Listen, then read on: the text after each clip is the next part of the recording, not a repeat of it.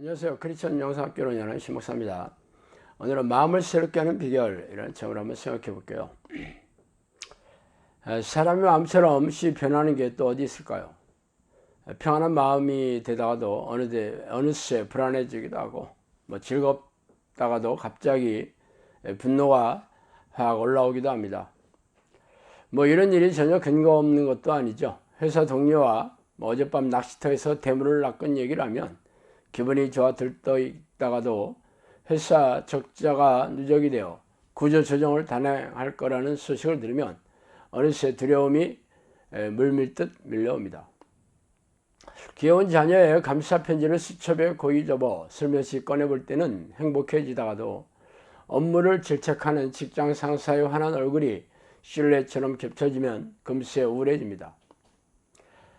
바람 부는 대로 흘러다니고 있기 때문이겠죠. 그래서 즐거운 소식을 접하면 기뻐지다가도 두렵고 불안한 생각이 들면 갑자기 머릿속에 쓰레기통이 되는 것입니다. 행복이란 마음의 상태가 아닙니까? 그래서 항상 평안하고 즐거운 마음만 유지하고 있다면 행복한 삶을 사는 사람이겠죠. 그러나 그게 마음대로 되지 않는다는 것을 당신도 잘 알고 있을 겁니다. 그래서 오늘은 평안하고 즐거운 마음을 유지하는 그런 비결에 대해 한번 생각해 보고 싶어요. 당신의 마음을 스스로 어쩌지 못하고 있다면 당신은 불행의 주인공일 것입니다. 왜냐하면 당신의 마음을 조종하는 세력이 있다는 것을 알지 못하고 있기 때문이죠. 그 조종하는 세력이 바로 악한 영들이에요. 악한 영들은 도둑처럼 당신의 머리를 틈타고 들어와 자신의 생각을 넣어주고 조종하고 있습니다. 그들이 원하는 것은 당신의 생명과 영혼을 사냥하여 지옥불에 던져지게 하는 것이죠. 그래서 불행한 사건을 일으키고 사람들과 분쟁을 촉발합니다. 그 와중에서 당신은 미움과 분노, 짜증과 불안, 두려움과 억울함 등의 부정적인 생각에 휩싸여 있게 되겠죠. 그러한 생각의 원인이 무엇이든지 간에 부정적인 생각을 넣어주는 것은 악한 영들입니다. 그래서 당신의 생각을 조종하는 이런 악한 영들의 존재를 간파하지 못한다면 그들의 뇌가 되어 평생 불행에 빠져 고통을 받아 살다 지옥에 떨어지게 되도록 되어 있습니다. 마귀가 벌써 시몬의 아들 가룟 유다의 마음에 예수를 팔려는 생각을 넣었더라. 요한복음 13장 2절이죠. 그러나 자신의 생각이 악한 영에 속여서 넣어준 것이라는 제 주장에 동의하기가 어려울 것입니다. 그러나 성경은 그간에 당신의 생각에 찬물을 끼얹고 있죠. 악한 영들은 도적같이 당신의 생각 속에 들어와 감쪽같이 속이고 있다는 것이죠. 그래서 귀신처럼 속인다는 속담이 생겨났는지도 모릅니다. 그러나 성경에 기록되어 있더라도 삶의 현장에서 생생하게 경험하지 않는다면 아무리 성경 말씀이라도 믿어지지 않을 것입니다. 우리의 싸우는 무기는 육신에 속한 것이 아니요 오직 어떤 견고한 진도 무너뜨리는 하나님의 능력이라. 모든 이론을 무너뜨리며 하나님 아닌 것을 대적하여 높아진 것을 다 무너뜨리고 모든 생각을 사로잡아 그리스도에게 복종하게 하니 너희의 복종이 온전하게 될 때 모든 복종하지 않은 것을 벌하려고 준비하는 중에 있느라. 고린도서 10장 4절에 6절이죠.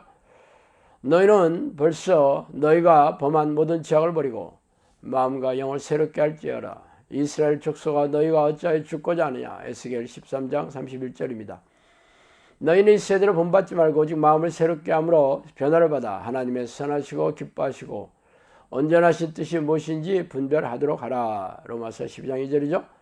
영혼의 창은 마음이고 마음의 창은 생각입니다. 그래서 성경에는 마음과 생각을 반복해서 사용하며 강조하고 있습니다. 즉 당신의 생각을 보면 당신의 마음과 영혼의 상태를 알 수 있다는 것이죠.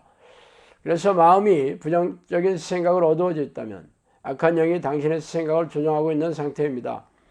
그래서 성경은 마음의 생각을 새롭게 하라고 권면하고 있죠. 그렇다면 당신이 그럴 능력이 있으십니까? 당신의 마음을 새롭게 할 만큼 놀라운 그런 능력의 소유자입니까? 그런 가능성이 전혀 없는 것은 아니겠지만 자신의 마음을 새롭게 하는 능력을 가진 사람들은 극히 드물겠죠. 노하기를 더디하는 자는 용사보다 낫고 자기의 마음을 다스리는 자는 성을 빼앗는 자보다 나으니라. 잠언 16장 32절이죠. 성경은 자신의 마음을 다스리는 사람을 가리켜 성을 빼앗는 용사보다 낫다고 말하고 있습니다. 이는 자신의 마음을 다스리는 게 실로 어렵다는 반증이죠. 그러나 실망하기에는 아직 이릅니다. 그 해결책이 성경에 기록되어 있기 때문이죠.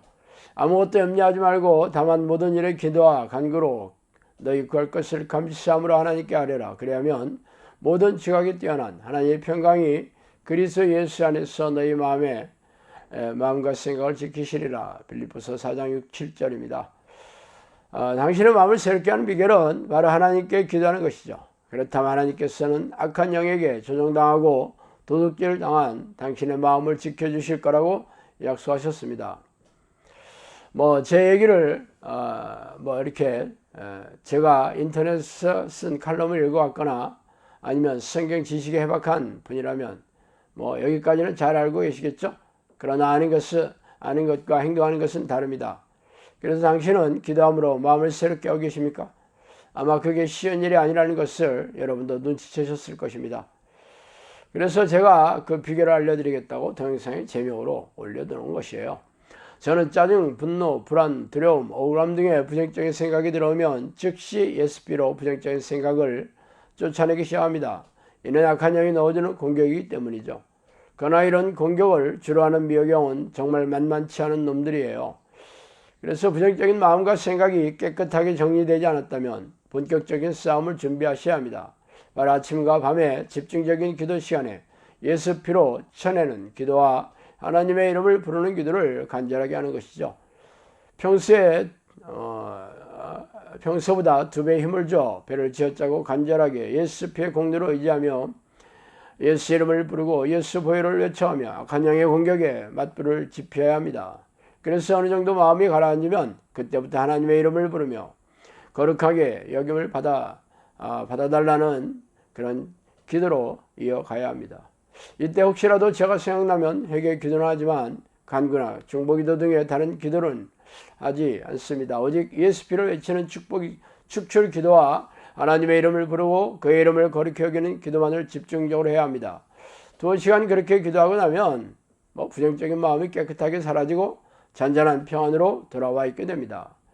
이렇게 당신의 마음을 잔잔한 평안과 행복으로 채우고 싶다면 저처럼 하나님의 이름을 부르고 예수피의 공로를 의지하여 악한 영의 공격을 물리치는 기도의 습관을 들여야 합니다.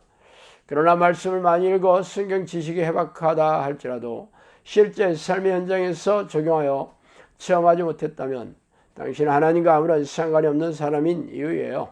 하나님의 나라는 말이 아니라 능력이 있다고 하셨기 때문입니다. 자, 오늘은 여기까지 하겠습니다. 감사합니다.